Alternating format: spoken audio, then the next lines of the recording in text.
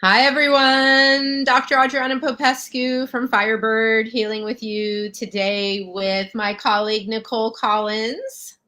Hello, everyone. It's been a while. It's nice to be back. It has been a while. Yes, we've actually decided to just do our lives once a month. So this is our December live, Firebird Live, we like to call it, where we're going to be talking a little bit about a topic that we find comes up a lot around the holidays, which is the topic of loneliness. And I love the title that we picked for this live because I mean, I grew up with that song, One is the Loneliest Number. I'm of that era. I think when that song came out many, many years ago. And I remember listening to it and just, even as a little kid, because was an only child, I spent a lot of time alone. And I don't know how much I really experienced it as loneliness. So let's talk about this a little bit. Like when we even say that word lonely, like Nicole, what do you think of when you hear that word? Well, it's kind of sad, right? It's sad. It's like isolation, loneliness. Those words go hand in hand. That song, though, if we could go back and talk about that song, It does say two can be as bad as one, right? Yes. Because we can be lonely even when we're with people, right? Right.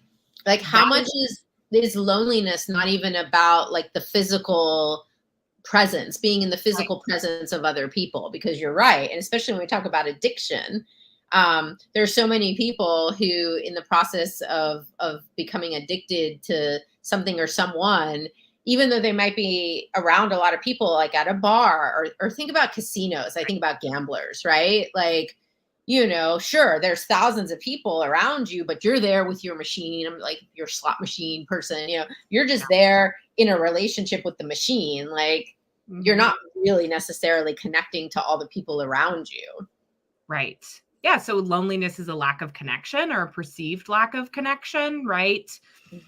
But if we are surrounded by people who maybe don't have the same values, insights, drive, desire to change, grow, be different, to be introspective, we could be lonely around those people too. We could be surrounded by them 24/7 and still feel that loneliness.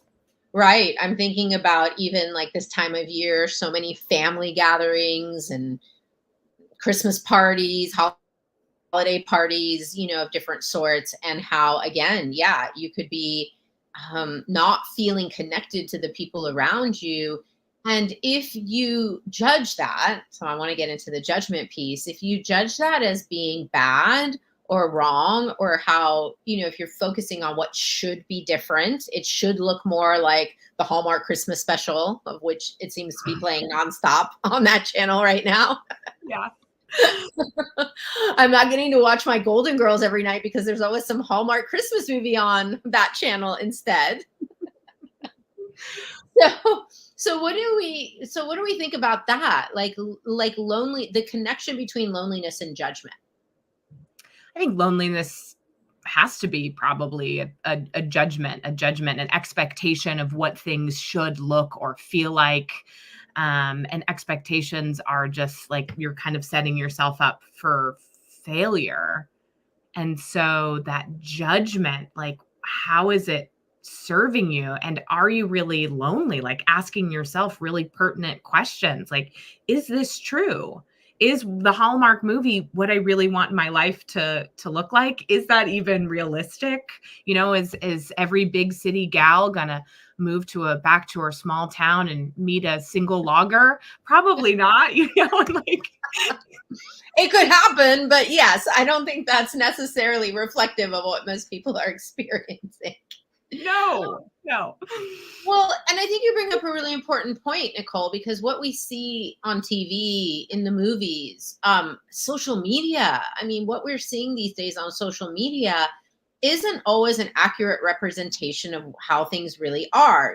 People are putting their photos up, their little videos. It's like a snippet of a moment in someone's day, a moment in their life where maybe, people are happy. Maybe we are having a lovely moment and we want to share that with the world. And that's wonderful.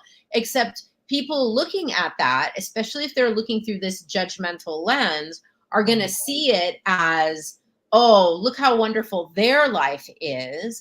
I don't have that, or that's not happening for me. So therefore I'm the big, loser. It's bad, it's wrong. And like now we're in potentially some shame, lonely, like feeling bad about one's self place. Yeah. Right. I mean, absolutely. And I think loneliness is also kind of like a lack of acceptance, and acceptance sometimes I think gets a bad rap, or people have this strange idea of what acceptance is. Acceptance is just kind of like rolling over, and that's really just being a victim, right?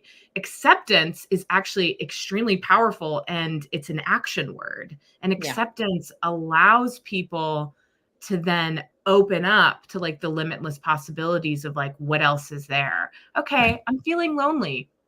That's okay. Like that's also, it's also okay to feel lonely. Yes, exactly. Like, And at some points in our lives, all of us are likely to have that experience. yes. Right. Yeah. But it's a question of what you do with it. So Right. if I were, for example, feeling lonely, I might pick up the phone and call someone or text them, or I Mhm. might invite someone to go grab a bite or watch a movie or something like that. Or What is about lone people who don't feel like they have friends though? What would you say to them? Well, what just popped off for me when what you were saying is loneliness also connected to boredom, right? Ah, Boredom is also this message to our brain that it wants us to be creative, maybe in some sort of way, right? Like, is there creativity? Are there crafts that you enjoy doing? Can you go on a walk with your dog and go outside and look at all the beautiful Christmas lights? Like, what can you do to help alleviate? Maybe the loneliness isn't loneliness, maybe it's boredom. yeah. I think that's a great point. Exactly. So many of us these days, I think this is the gift of being an only child. Like I could entertain myself for hours by myself. I will always find something to do, right? I learned that as a kid. But I think for a lot of folks, um, they're sort of expecting to be entertained. We kind Yeah. of live in a bit. That's why we're all on our phones all the time, like, trying to get entertained. And so I think people have become a bit more passive. Well, I'm just going to turn on Netflix and veg out versus, yeah, what could I proactively pick up as a hobby or something that maybe involves my hands or my body, Yeah. movement, whatever it is. Yeah, I think we've moved away from a lot of that and we've gotten much more like, let's let the square box entertain me or the rectangular box or Mm-hmm. phone or whatever device it is entertain me. Right. Yeah, like on our phones with a movie on in the background, doing it all, a screen within a screen in a screen, right? Yes. Watching other people live their lives and thinking, gosh, I want to be living that life too. But what sort of action are we taking towards living that kind of life, or living a life at all? Are we kind of living in learned helplessness, hoping that the world is going to come and rescue us? Right, right. What a good point, because that's what we're taught, especially as little girls. Oh God, the fairy tales, Prince Charming is going to come up on his shining white horse and carry you off into the sunset. And you just have to look pretty and, wait for him to show up. Mm-hmm. Mm-hmm. Yeah. Oh, wow. So many layers to this. And the other thing about, to come back to the acceptance piece, I wanted to comment on this earlier. Being an acceptance of what your situation is. Like for me, for example, like I'm at the stage of my life where my parents have passed. Right. I don't have other family that I'm close with. I'm the child of immigrant parents who, in all the years being here, we really lost touch with family back in Romania. So I don't feel particularly connected to people there. So in terms of the fit, because family is a big piece of holidays, I don't really Sure. have family. Yeah. And I can choose to be in allowance of that. I like that word a lot, which to me is even, taking it past acceptance into like a whole nother territory. I can choose to have allowance for that, or Mhm. I could choose to be upset about that and get really sad and lonely and be like, oh, I don't have any family to spend Christmas with or holidays with. I'm again, here I am, the loser, I'm the orphan, I'm woe is me. Like I could choose that. And Yeah. maybe I have chosen that in the past. I think when I grieved the death of my father when I was younger, that's how I would feel. But as time has gone on and I've learned about how I have a choice in the matter, I don't Right. tend to see it that same way. If I want to be around my chosen family, who are my friends, I can choose that. Right. If I'm in relationship with someone, obviously I could choose to spend time with them, but I also can choose not to. And I know this year I'm really looking forward to not having to be somewhere on the actual holiday days, Yeah. not being responsible for cooking a ginormous meal for people, having to buy a bunch of presents for people, from that obligatory, oh, because I got to kind of place. Like that, none of that sounds fun to me this year. I'm really just looking forward to solitude. I Yeah. I don't know about you, but doing this kind of work, I kind of get peopled out. Oh yeah. Oh yeah. I So mean, having a day where I don't have to be around people and maybe even 2 days, if I think it's going to be actually the way it's working out, it's going to be like a long weekend. I'm like, oh my God, like a kid in a candy store. What do I do with all this free time? mhm. And that's a beautiful place to be. And I think that that goes to show your allowance, right? You're recognizing that in the past it was different for you, and then walking through that in a different way. And, I tell people all the time, I am my favorite person to hang out with. And I think that that has to do with the amount of work that I've done on myself to allow to be able to enjoy myself. And what a beautiful gift. Oh my gosh. Yeah.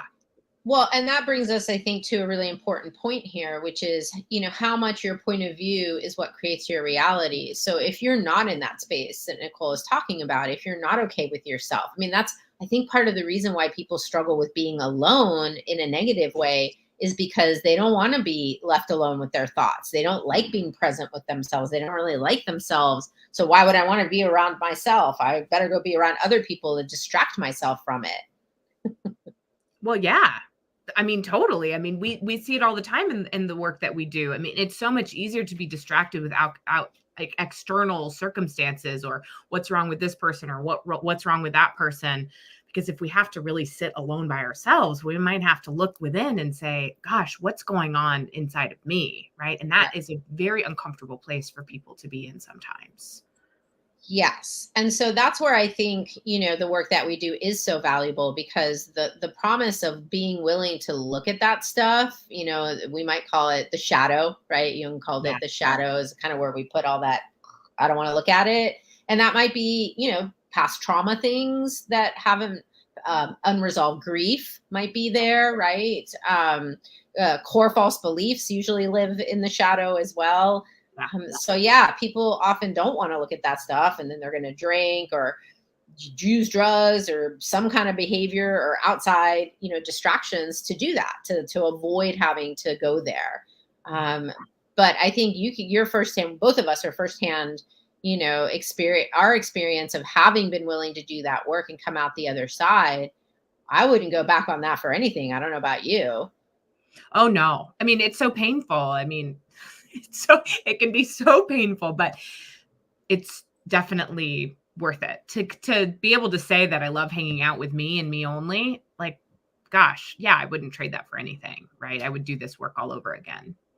And so when we talk about the work, can you just say a little bit about what have you found most helpful in your own journey or working with clients, Yeah. to get to that place where I can be okay with myself. I can be alone with myself and be okay with it and even enjoy it possibly. Right. Yeah. I mean, if you have substance use in your history, it's important to look at that. Like, is that something that needs to be addressed first and foremost?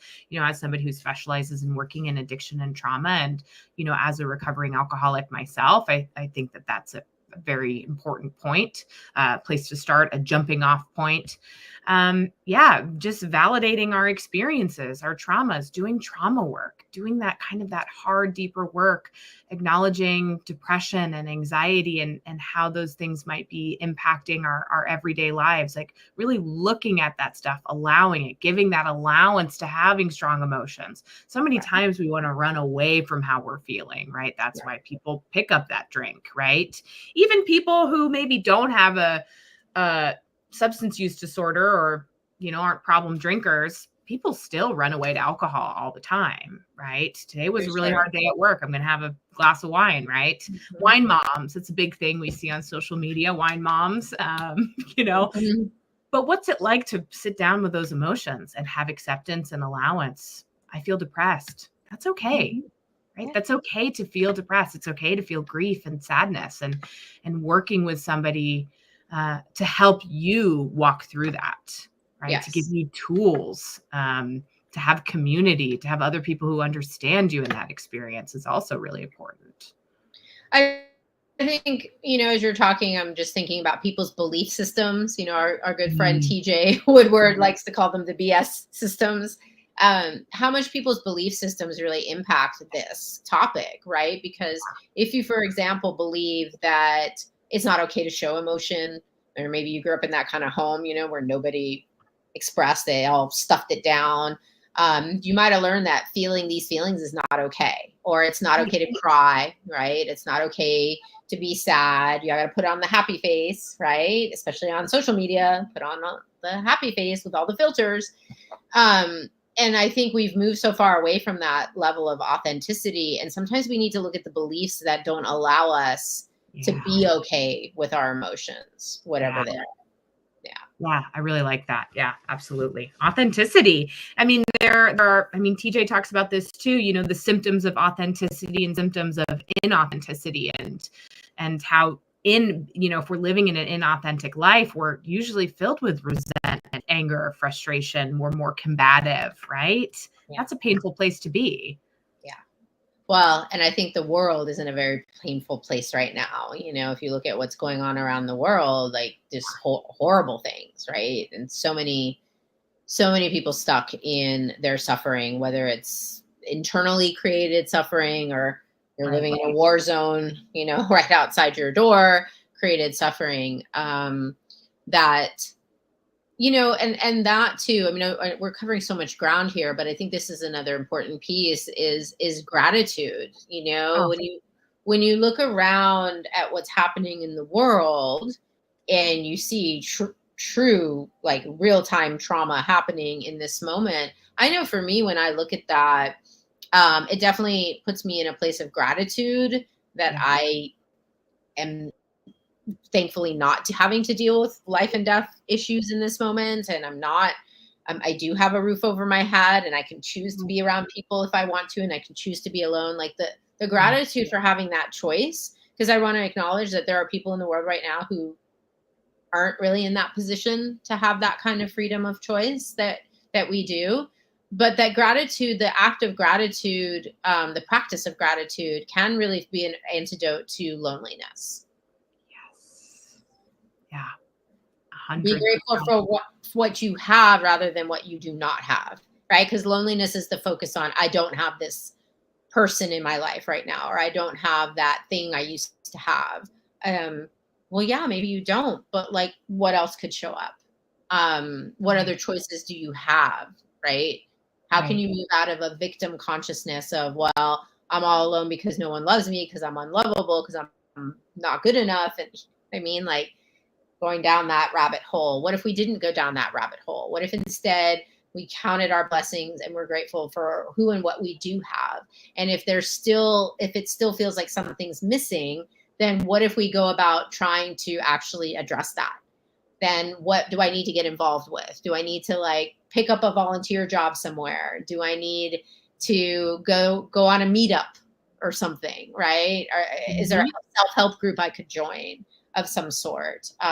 Could I reconnect with people in the past that maybe I've been close with but have kind of fallen away from? We could get into taking action on this to get ourselves out of that place. We could challenge the core false beliefs, right? We could go to therapy and figure out, why do I feel so lonely and how do I change that? Sometimes it's okay to ask for help. Yes. I think it's always okay to ask for help.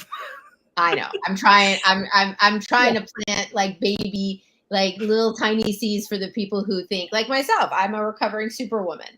I thought I could do everything on my own and should do everything on my own and didn't need help from anyone. And, that definitely proved not to be the case. And a big lesson for me was learning how to ask for help and support. Yeah. I love that you brought up gratitude. It's so important. And when we're really focusing on all the things missing from our lives, right? We just create that more and more. It's like, so if we're in that place of gratitude, it allows for so much more to open in front of us. Yes. Right? Really allows to see like the beauty in the world. Yes, there's pain in the world, but there's also a ton of beauty. Yeah. And I was reading this article earlier this morning, actually, on Medium, and it was about being alone and how even science, particularly alone in nature, like they had done some research on people spending time alone in nature and how valuable that really was for a variety of things. It was about how being alone in particularly in nature gives you a chance, obviously, to recharge, rejuvenate, get back kind of grounded into yourself. Because I think when we're in the world of other people, we can get really lost in their stuff, right? Especially as highly sensitive people. So it gives you a chance to reconnect with yourself. It actually helps people with processing, just, having that space to process day-to-day life. It stimulates creativity, have solutions to challenges or problems or whatever, right? Usually you're not getting inspired so much when you're around other people. Usually you're alone in the shower, right? Or you're on a walk. That's often when the greatest ideas come, or even at night, when you're sleeping, you might wake up with an inspiration of some sort. So there is even scientific data to support that time alone is actually a valuable thing and can be a very positive influence in your life. Love that. Yeah. Time outside and the great outdoors. Yeah. Really connected. I often feel the most freedom and the most connection. Oddly enough, I feel the most connection when I'm in those spaces, because I feel connected to all of the earth and nature and the animals and the plants and the trees and the sun. And, to me, that is, I'm never alone when I'm out in nature. Yeah, that's true. You're right? not. Right. Yeah. You're not. I mean, even, I think when we look at it through the spiritual lens, the idea that we are alone or separate is just an illusion. It's not actually true. Quantum physics will tell you it's not true. Right. There's no real separation. Yeah. So anyways, we've covered a lot of ground in this conversation. What's like one takeaway you would love the audience to get from our conversation today? God, there's so many. I mean, we really went so many places. I really love, just one. Okay. Because I'm going to say allowance and gratitude, right? I'm taking two, allowance for our emotions, our feelings, whatever is coming up, and practicing gratitude. And what can we get from practicing that gratitude, and what does that open us up to? Right. I'm going to say, what if loneliness is just an interesting point of view, and that you have the ability to change your view, change your judgment of what that is. And if you do, I wonder what might open up. And if you are really struggling with this topic and, you think like, oh, that sounds fine and dandy what they're saying, but that I can't even imagine getting to a place where I could be okay being by myself, then maybe consider the possibility of reaching out for some support around that. Nicole and I, all of us at Firebird Healing, Shireen, also our newest therapist, we're all well trained in these really, really powerful modalities that can assist in looking at that shadow stuff and seeing what we might need to, we got some old BS we got to toss out, or maybe we need some support and some tools to work through the fears we might have of being more connected, the fear of being vulnerable, right? The fear to be social anxiety, whatever it is that gets in the way, we can address that with the tools that we have. Because both Nicole and I, having walked through this process ourselves, we know we can come out the other side. We know that there's a light there at the end of the tunnel if you choose to go toward it. Yeah. Love that. Awesome. So we wish you all very happy holidays, whatever you choose, whether you're alone, whether you're with people, wherever you are in nature, in the city. Truly, we are grateful to you for following us and watching our videos. And if there's any way in which we can support you, please do not hesitate to reach out to us. You can DM us. You can find us at firebird-healing.com. And we're happy to contribute whatever we can to changing your reality. So thanks, Nicole, for being with me today. Thank you. Happy holidays, everyone. Bye-bye. Bye.